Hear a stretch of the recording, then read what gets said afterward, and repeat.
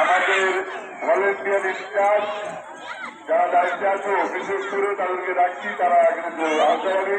মন্ডল মহাশয়, আপনি যদি মাইকের আওয়াজ আপনার কানে পৌঁছে, আপনাকে অনুরোধ করব আপনি মাইক আপনি চলে আসবেন।